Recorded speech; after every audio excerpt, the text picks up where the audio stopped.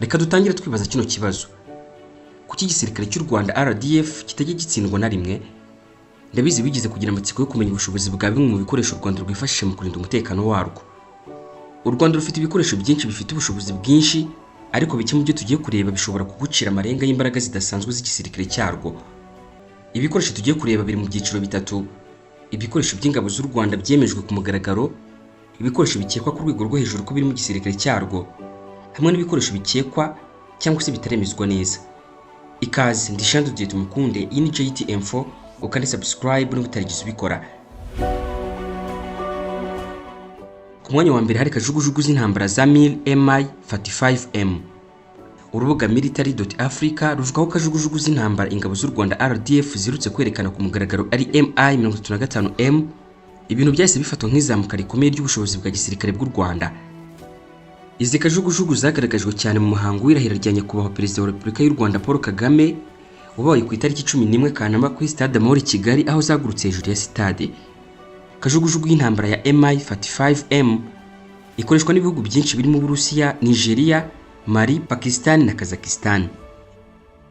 Nk'uko ikigo Stockholm International Peace Research Institute kibitangaza, u Rwanda rwatumije kajugujugu enye za Mi-35M mu mwaka wa 2019 maze zishyikirizwa igihugu mu mwaka wa 2022. Izi kajugujugu ni iterambere rikomeye ugereranyije n'izo mu bwoko bwa Mi-24, imwe mu ndege z'intambara zabaye ibyamamare kubera ubushobozi bwazo zagaragaje mu ntambara zitandukanye kuva muri Afghanistan kugeza mu burasirazuba bwo hagati. Mi-45 ifite ibikoresho bigezweho birimo ekara nyinshi z'amabara, multifunction color displays, kamera zifata amashusho y'ubushyuhe thermal imagers, kamera za televiziyo n'ibikoresho bipima intera hakoreshejwe laser cyangwa se umurasire, ibifasha gukora neza kurushaho mu bikorwa bya gisirikare. Igituma Mi-45M iba mbi cyane ku rugamba nuko ishobora gukora inshingano nyinshi cyarimwe, ikaba ishobora gutanga ubufasha bwo mu kirere ku basirikare bari ku butaka, urugero kirasa imodoka z'umwanzi kugira ngo ingabo ziri ku butaka zibone uko zikomeza imbere, ibasha kurasa ibimodoka bya burende ikoresheje misile ziyoborwa cyangwa se guided missiles. Izi misile z'ubwazo zirakomeza zigakurikirana intego kugeza ziyisenye niyo yakwimuka. Ikindi kandi ikaba ishobora gusenya ibirindiro by'umwanzi ikoresheje rokete na za kanoni zikomeye, ndetse no kugaba ibitero byihuse ku ntego ziri kure y'umurongo w'urugamba. Mu ntambara z'iki gihe umuvuduko no kugenda byihuse nibyo akenshi bigena intsinzi, kandi Mi-45 ibasha gukora ibyo byose neza cyane kuko ibasha kugaba ibitero igasenya byinshi mu kanya nk'ako guhumbya ikabiragiye. Bitandukanye na za kajugujugu zoroshye zishobora kuraswa n'amasasu asanzwe, Mi-35 yubatswe ku buryo ishobora gukorera ahantu hari imirwano ikomeye. Kubera ko u Rwanda ari igihugu gito gifite imisozi myinshi, kajugujugu nk'izi ngizi zatuma ingabo zohereza firepower cyangwa se imbaraga z'umuriro byihuse ku mipaka cyangwa se mu bice bigoye kugeramo n'imodoka z'intambara. Zinafite uruhare rukomeye cyane mu gutanga ubutumwa ku banzi ko RDF ifite ubushobozi bwo gutabara no kugaba ibitero bikomeye mu gihe gito. Ku mwanya wa kabiri hari kajugujugu zitwara abasirikare zitwa MiL-Mi-17. Mu gihe Mi-35M ari indashyikirwa mu kugaba ibitero, Mi-17 yo ni indashyikirwa mu gutwara abantu n'ibikoresho. Mi-17 ni imwe muri kajugujugu zitwara abantu n'ibikoresho zikoreshwa cyane ku isi kubera ubukana bwayo, zikagira ubushobozi bwo gukora mu bihe bikomeye no kwizerwa mu kazi. Imbaraga za Mi-17 zishingiye ku bushobozi bwo gukora imirimo itandukanye, ikaba ishobora gutwara abasirikare, amasasu, ibikoresho bya gisirikare, imiti ndetse no kwimura abakomeretse mu buryo bwihuse. Mu bihugu bifite imihanda mibi cyangwa se ibihugu bifite imiterere y'imisozi igoye nk'u Rwanda, kajugujugu nk'izi zifite agaciro gakomeye cyane kuko zibasha kurenga imisozi n'imbogamizi zose zo ku butaka. Mi-17 ifite kandi uruhare rukomeye cyane mu bikorwa byo gutabara inkomere ku rugamba. Mu ntambara zigezweho z'iki gihe, ubuzima bw'umusirikare akenshi bushingira ku muvuduko wo kumugeza kwa muganga, kandi zikajugujugu zituma ibyo bikorwa vuba cyane. Uretse ibikorwa bya gisirikare, Mi-17 ifasha cyane u Rwanda mu butumwa bwo kubungabunga amahoro. RDF ni kimwe mu bisirikare byo muri Afurika bikunze koherezwa mu butumwa bwa Loni n'umuryango wa Afurika yunze ubumwe, kandi kajugujugu nk'izi ngizi ni ingenzi cyane mu gutwara abasirikare, gutanga ubufasha bw'ikiremwa muntu no guhuza ibikorwa mu bihugu bifite umutekano muke. Ku mwanya wa gatatu hari intwaro ya Ratel BAU-23x2 RCWZ Remote Controlled Weapon Station, ikaba imodoka y'ingenzi ya RDF. Iyi foto ni igaragaza ingabo z'u Rwanda muri Mozambique zikoresha ubu bwoko bw'intwaro.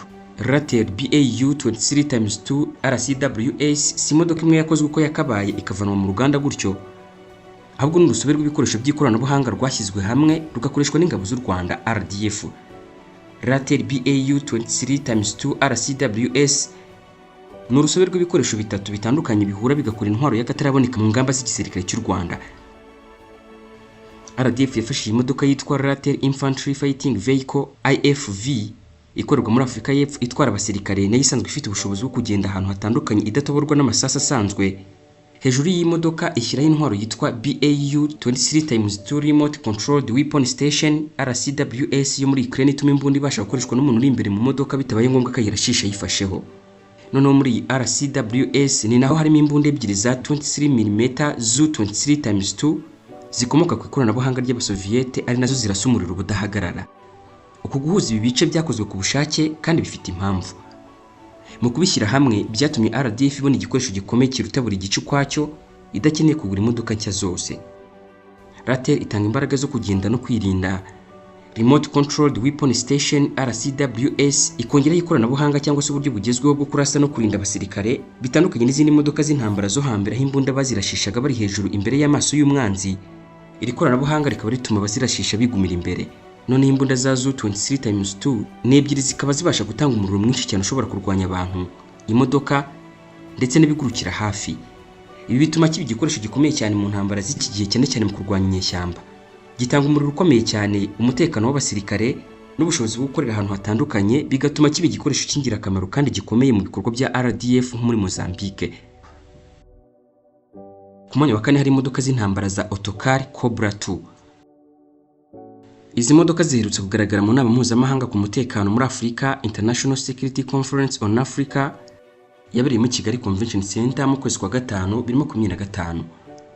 Otokar Cobra 2 ni imodoka z'intambara zikingiye cyangwa se zitamenwa n'amasasa asanzwe zakuriye muri Turkiya, zikaba zikunze guhuzwa n'amavugurura ajyanye n'igihe mu gisirikare cy'u Rwanda, zagenewe by'umwihariko intambara zo kurwanya insurgency cyangwa se ibitero by'amatsinda y'ubwigomeke kuri leta no gukora ibikorwa byo gusubiza umwanzi byihuse rapid response operations. Imodoka y'intambara ya Otokar Cobra 2 ifite aruma cyangwa se ubwirinzi burinda abasirikare amasasa asanzwe n'ibisasu binini, ikindi kandi kagira ubushobozi bwo kugenda neza ahantu habi cyangwa se h'imisozi. Izi modoka zifasha cyane muri patrol, mu kurinda itsinda ry'imodoka zitwaye abanyacyubahiro convoy protection, igafasha mu ntambara zo mu mijyi ndetse no mu bikorwa by'ingabo zidasanzwe special forces.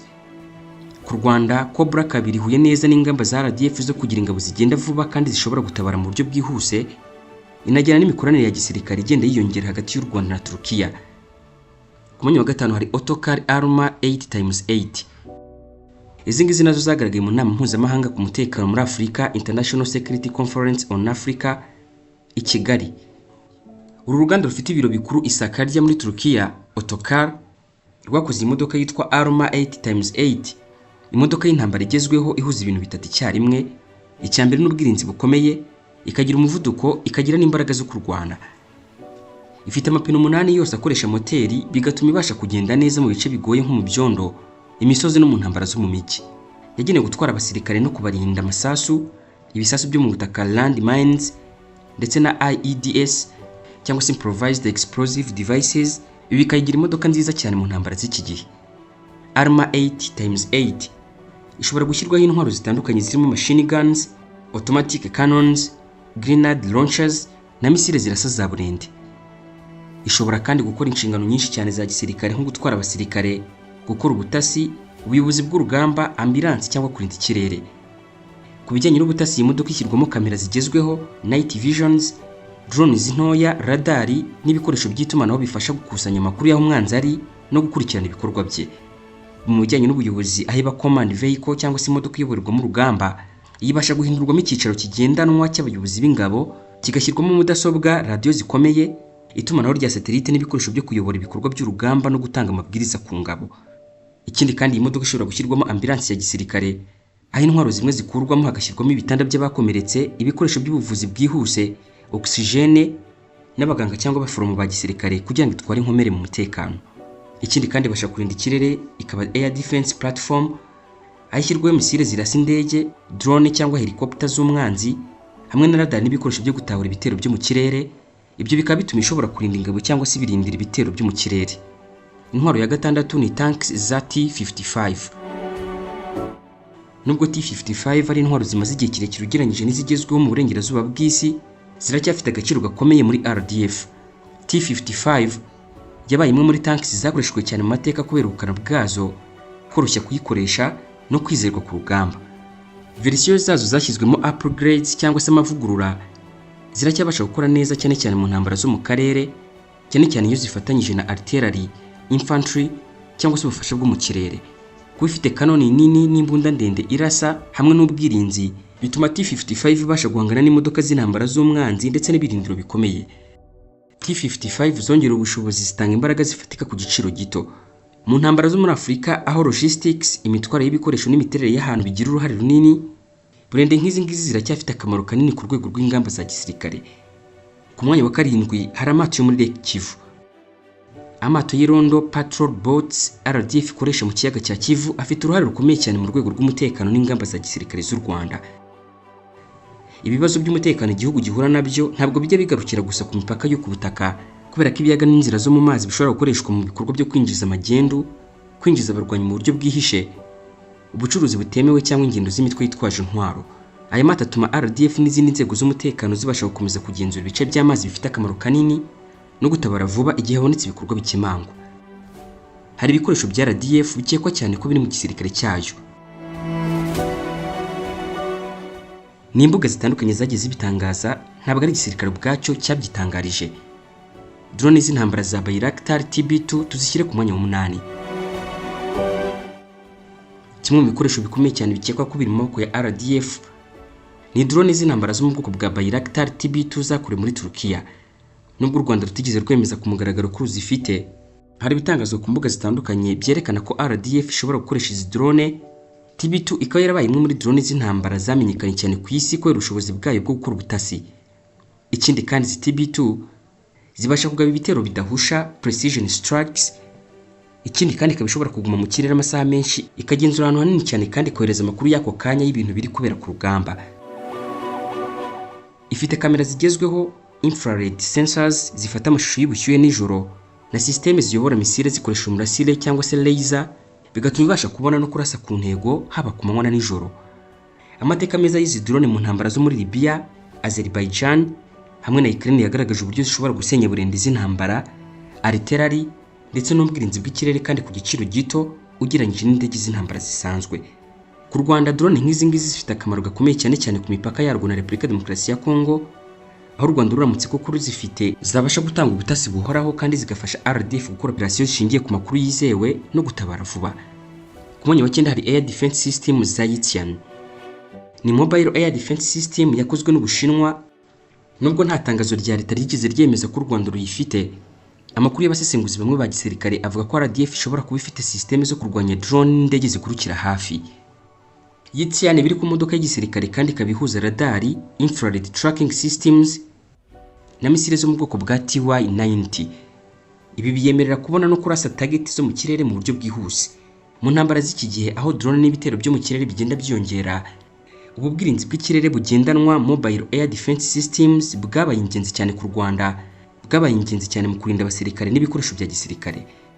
Ku Rwanda systeme nk'izi ngizi zafasha cyane mu kongera ubwirinzi bw'ingabo no gucunguramo n'ibikoresho bya gisirikare byo mu karere. Ku mwanya wa 10 hari Sky Dragon 50. Nkuko bitangazwa n'amasoko mpuzamahanga asesengura ibya gisirikare, igisirikare cy'u Rwanda RDF bikekwa ko cyaba gikoresha systeme y'Abashinwa yo kurinda ikirere izwi nka Sky Dragon 50. Systeme igezweho ya za misile zirasa ku ndege, surface to air missile system yakozwe na societe yitwa Norinco. Raporo zitandukanye zigaragaza ko u Rwanda rwaguze iyi systeme hagati mu myaka ya 2010 mu rwego rwo kongerera imbaraga ubushobozi bwo kurinda ikirere no kuvugurura ikoranabuhanga rya gisirikare. Sky Dragon 50 ikoresha misile za DK10, misile iyoborwa na radar yakomotse kuri misile y'Abashinwa ya PL-12 ikoreshwa mu ndege z'intambara. Iyo ugereranyije zino systeme zombi, Yitian hamwe na Sky Dragon 50, usanga harimo itandukaniro. Systeme y'Abashinwa yo kurinda ikirere ya Yitian muri rusange ntabwo irusha imbaraga Sky Dragon 50, ariko buri imwe ifite inshingano yayo yihariye ku rugamba. Impamvu Sky Dragon 50 ariyo nyembaraga muri rusange, irasa mu ntera ndende cyane hafi kilometero 50, ikaba ishobora kugera ku ndege ziguruka hejuru cyane, ikoresha radar nini cyane kandi zikomeye. Ikindi kandi ibasha kurinda ahantu hanini, ikagira kandi ubushobozi bwo guhagarika indege z'umwanzi zitari zagira hafi. Iri mu rwego rwa systeme zirinda igihugu cyangwa se agace kanini mu buryo bwagutse bwo mu kirere. Ariko nubwo bimeze gutyo, Yitian nayo irakomeye cyane kuko nayo hari ibyo yihariyeho kandi bikomeye. Nubwo ari ntoya kurusha Sky Dragon 50, Yitian ni systeme ikomeye cyane kandi igezweho kubera ko yimuka vuba cyane, ikaba ishobora gusubiza ibitero mu gihe gito. Ikindi kandi ikora neza cyane mu kurwanya drone, kajugujugu n'indege zigurukira hafi. Ikindi kandi ishobora kugendana n'ingabo zo ku butaka ndetse n'imodoka z'intambara ku rugamba. Akenshi kandi ikoresha misile za TY-90 mbere na mbere zagenewe kurwanya kajugujugu mu ntambara zo mu kirere. Ubigereranyije mu buryo bworoshye kubyumva,